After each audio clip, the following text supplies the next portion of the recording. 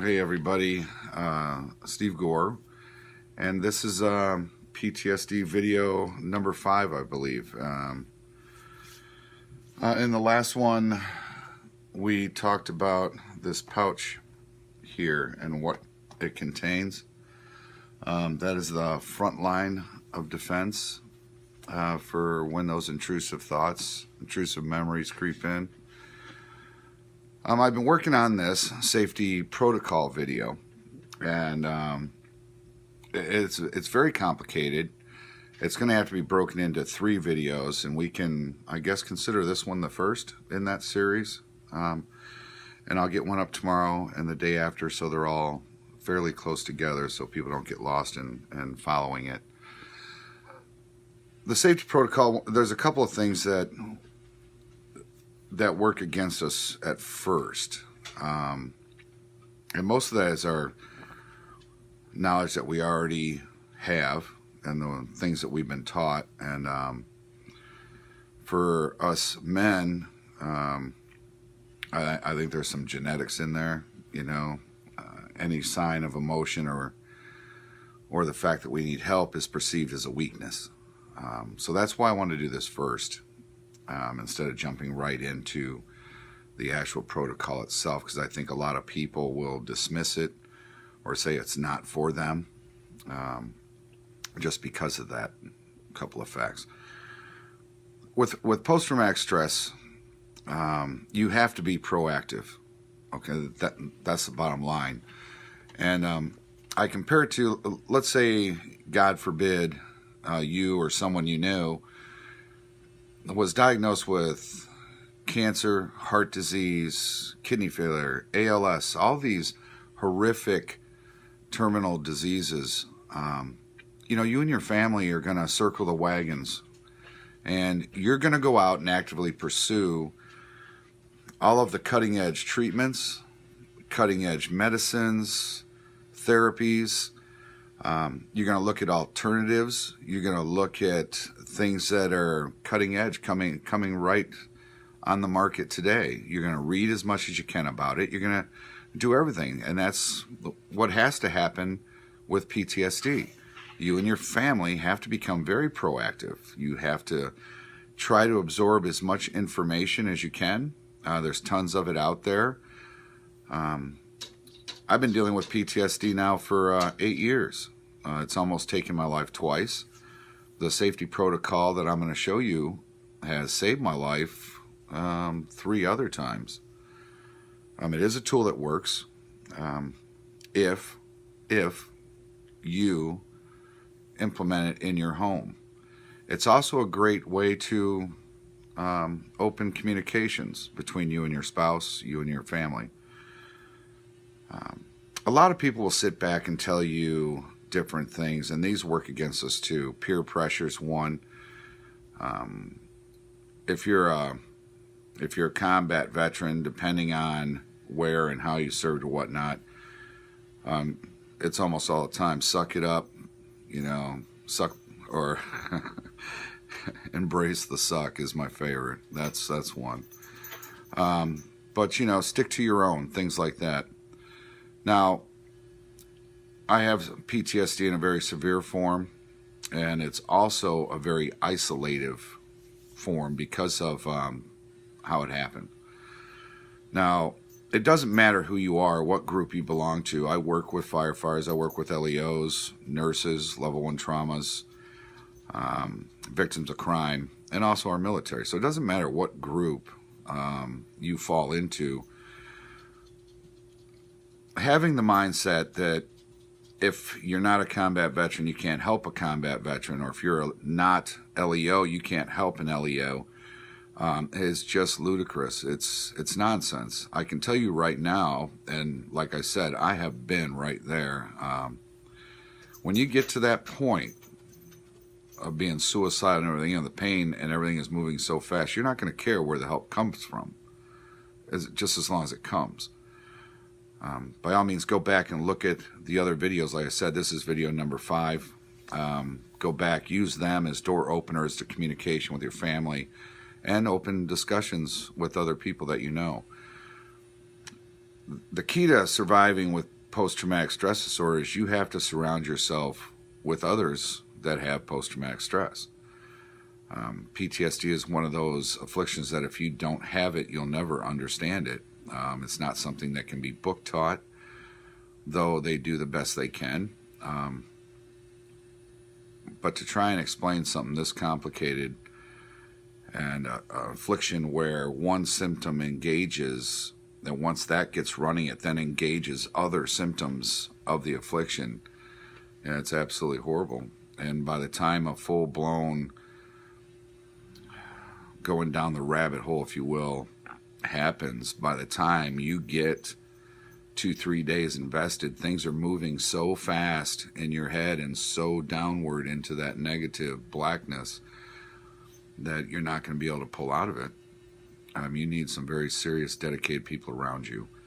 I was blessed with my other half is Kathy, and I think one of the things that worked to our advantage was our age. By the time we met, we were both in our mid to late 40s, and life does look different the older you get. Trust me when I say that. So if you're a younger individual or younger couple, you know, there's quite a few things that come with youth that work to your disadvantage with post-traumatic stress.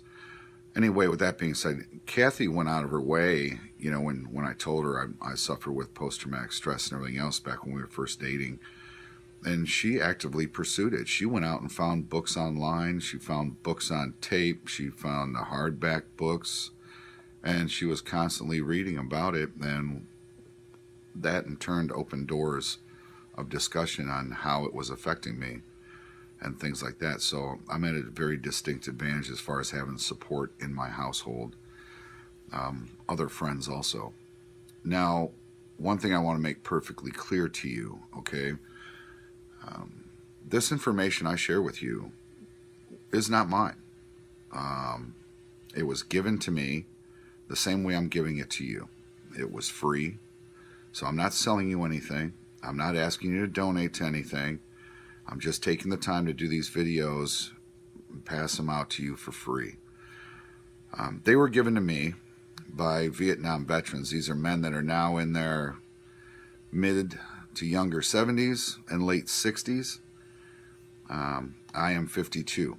If you are younger than that, you need to think about this. Where have you gotten the greatest advice in life? Either your fathers or your grandfathers, bar none. That's just a natural order of things. The older folks have seen things and see the world in a different way. With post-traumatic stress, it can, if you're not taking as much time and you're not proactive, this can end your life. And we know that. We see the stats all day, every day. We lose members constantly to the PTSD family. So with that being said, get proactive. Do not let pride and don't let loyalty, in other words, don't follow blind loyalty in your groups that you belong to and everything else, you know, lead you to a very small market of information. There is a lot of information out there. The problem is nobody's working together. No one wants to mutually help. Everybody's out there to save lives, but you know, at the end of the day, it's all competition. It's either ego or donation dollars. No one's really spreading information or the education. That's why I decided to jump in. I've tried to start this series once a year for the last 4 years because I do belong to an organization and I do have a project I'm working on. But it was designed, and still is, to bring unity to the PTSD family. I work with, like I said before, nurses, victims of rape, veterans, law enforcement, firefighters, the whole 9 yards, and we need to bring this unity together. So without dwelling on that too long, let me show you what we got here, okay?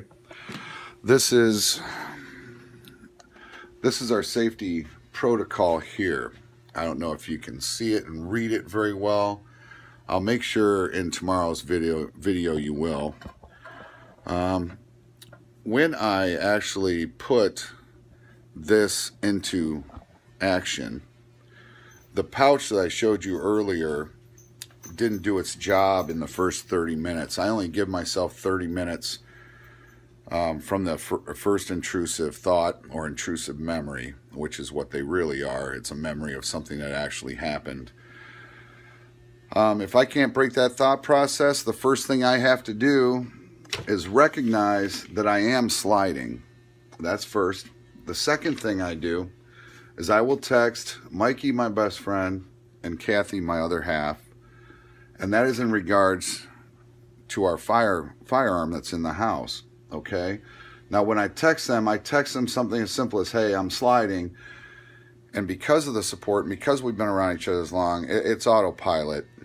The gun and the ammunition are separated and put in different locations. They're hidden in the house where I don't know where they're at. Normally I'm off-site, so I have no idea where they put them. And the reason why we separate them and put the firearm in one location, the ammunition in another, is because I don't sleep at night, but they do. They have to. That's the natural order of things. But with PTSD, a lot of us don't.